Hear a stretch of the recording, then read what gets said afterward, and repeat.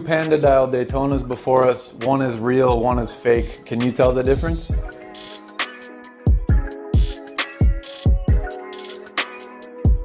Completely reverse engineered movement, which means that these replica factories have someone go out, purchase an authentic watch, they bring it back, basically dissect it, and every single component of this watch, aside from a few, which I'll mention in a moment, are 100% reverse engineered, fully functional, same configuration on the dial side, same location of all the components. All of the jewel locations are essentially, they have the same XY coordinates because they are making the 4130 movement. It's worth mentioning that both the frequency and the power reserve of the replica is the same as a real 4130. And it has become increasingly more difficult to tell the difference between the genuine article and a fake. Most of us have to buy our Rolexes on the secondary market, and doing this comes with an inherent risk that you aren't getting the real deal. It turns out that over half of the Rolexes we see in the wild and on people's wrists are fakes. Think about that. On top of that, these fakes are getting so good that it can be extremely hard for someone to tell the difference between a real Rolex and a fake Rolex. Even so-called experts often have a hard time. But this Daytona is different. This is probably the most accurate replica I have ever seen, and it's also the first one on which I couldn't immediately spot something right away. It really took a good amount of time and an ultra macro lens to be able to spot distinct differences between the replica and the original. And on a not so fun side fact, we brought it to a watchmaker and they weren't able to tell them apart either without taking the case back off. The first reason, of course, is the price. You're not going to be spending $25,000 to $50,000 on a Rolex. You get the look of luxury without the price of luxury. Unless there's a watch expert rolling around that can spot a fake, why not have a replica watch? These replica watches are getting better and better.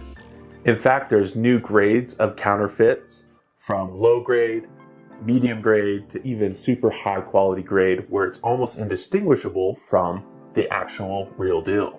Trying to make something as close to this quality as they can at the lowest cost that they can do it. The next thing we're going to be looking at is the overall case and bracelet surface finish. You're looking at something that is extremely difficult to distinguish as fake just by looking at the external overall cosmetic of the watch. And that the power reserve and the frequency of this movement is identical to the 3235, as well as 98% of the components in this movement. You can take a Rolex component, put it into the fake, and it will most likely fit because they're reverse engineering this movement. One of the best that I've seen, there is a 116610 black bezel version. It's the previous reference that we'll be doing in a future video. I think that's the best that I've seen. Honestly, these watches on the street, in authorized dealers and boutiques, no one will be able to call these out based on the quality that they're achieving now. So if you want to be able to identify them, you really have to look for the details, and that's what we're trying to provide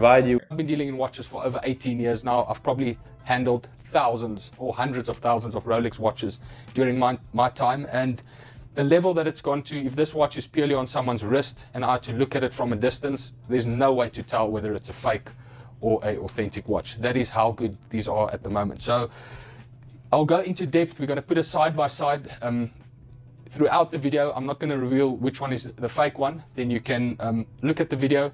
At the end of the video, we'll show you which one is fake, and you can actually see if you did spot it right. We're going to put these watches under a microscope.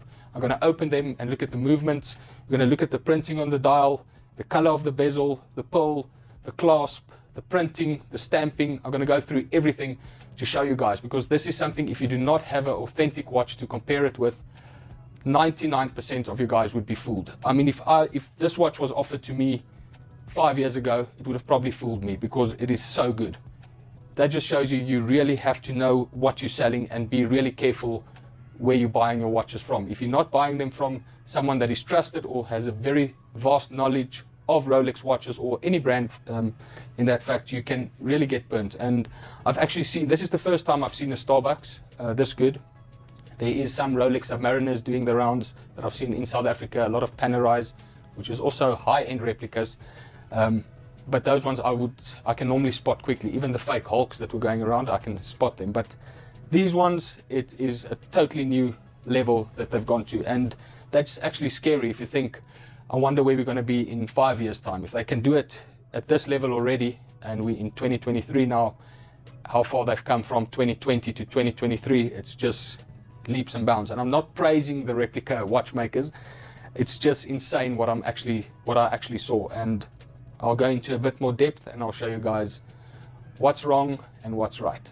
We've opened them up, compared them, and as you can see from the outside of the watch, or the exterior parts of the watch, there's they've put a much more effort into replicating that, because those are obviously the parts that you see of the watch when you first get it. So when you look at the dial, the hands, the finishing of the bezel, everything is pretty much spot on.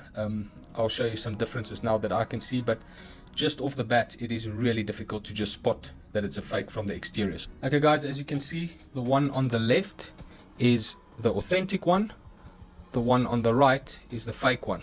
I mean, there's not really much difference you can see there.